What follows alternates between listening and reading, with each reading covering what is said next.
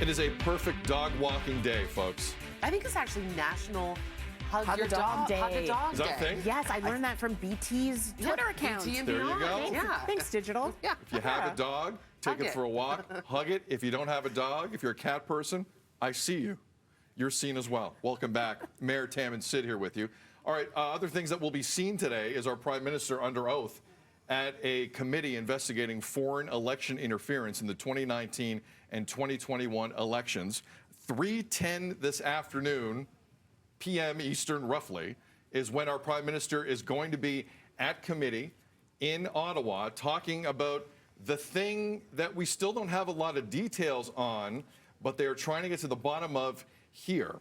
Justin Trudeau has maintained over the last year that foreign interference had no meaningful impact on Canada's elections in 19 and 21, which echoes what senior government officials have told Parliament.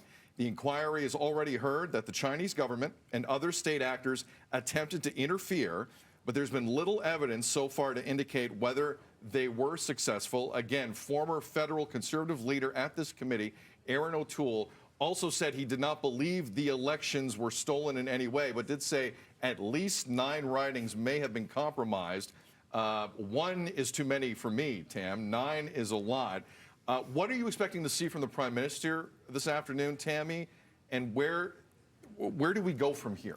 Well, I guess because as chief of staff and like senior staff officials in the PMO's office, they testified yesterday saying that a lot of the detail in the documents that CSIS had put together was not ever presented to them. CSIS is pretty much saying that China did meddle in the elections, where the chief of staff and senior staff members are saying, hey, we didn't know to that extent how bad it was. Therefore, that information never got up to the Prime Minister itself. So, I mean, we can imagine that the testimony is going to be very similar later on this afternoon.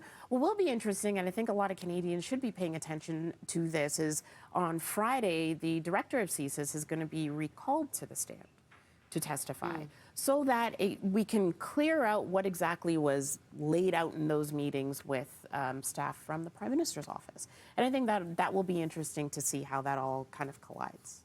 Yeah, and hopefully potentially why that information didn't get sent up. I mean, if that's where what they're hanging their hat on, that seems to be a disconnect there. It also seems to be a story that, you know, for many Canadians, we've heard of in the U.S. Like, we've heard some of this rhetoric, but we haven't heard it sort of from within our own systems.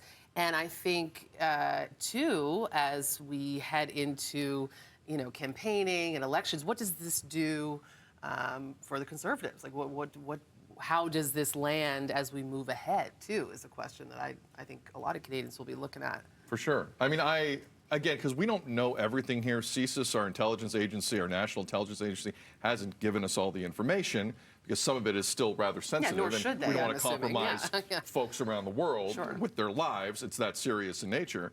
Like, it's a very difficult thing to kind of try and parse through.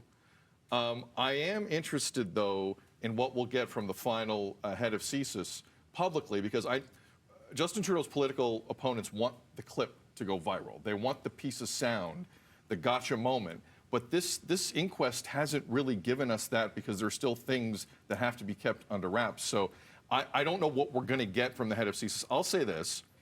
The one thing I think we can all agree on here as it goes along, the idea that a sitting government is going to get a piece of information and go, okay, let's stop the election, whether it's Conservative, whether it's Liberal, whether it's NDP, and I mean, they're not above 22% of the polls. I know it's funny. Could be NDP one day. I am not under any naive notion that any sitting government will ever do this. And by the way, this issue goes back to Conservative governments. This is not just a Liberal issue. So I'm looking at CSIS, the head of intelligence in this country, to really step their game up here, because the feeling that we're getting here is the red tape inside that organization is ridiculous. And we need that third party. We need someone who's looking at this objectively, outside of Liberal and Conservative lenses, to fix this in the moment. I don't expect a sitting Prime Minister who's going into that election to do that, Liberal or Conservative. CSIS, it's becoming clear to everyone, there are real holes in this system. And this is way too important for all of us to just have this left to the PMO's office and whoever's running it at the time. That's who I'm really looking at here. I know the Prime Minister today under oath is going to be really important. CSIS have to wake up and start to speak to us in the moment, real time, when things are happening as Canadian citizens, going to elections, what do we need to know, and who's doing it. I think this is important things for us outside of your normal intelligence world. And maybe I'm being naive, but I think at this point, I think it's a safe assumption to make that we deserve, at the minimum, that. Final word to you guys. I think we need to pay attention. I think, you know, as many things, we were talking about it before, there are a lot of other things, economic and otherwise, facing Canadians right now that we're incredibly occupied by, and we should be. But this stuff is incredibly important. And so you've learned about it here today if you didn't know about it before. And keep an eye on it. Because as citizens, yeah, we deserve to know what's up. And also the fact that we don't want it to impact democracy. Democracy, as we know it right here, this is like a foundation in Canada and so many other democratic countries around the world.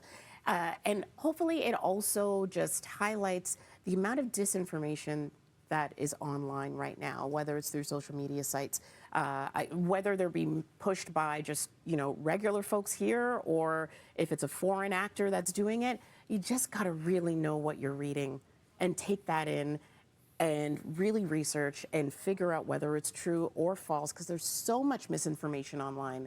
And I think that plays a role into how people form their opinions and figure things out. So Agreed. Tammie's got more on this coming up in just a few seconds after the break. Also coming up on this Wednesday edition of BT, the Hilton Toronto has a new Parisian-inspired lobby bar and lounge. Yes, please. We are there live to check out the menu. More BT coming up, 7:29. Good morning.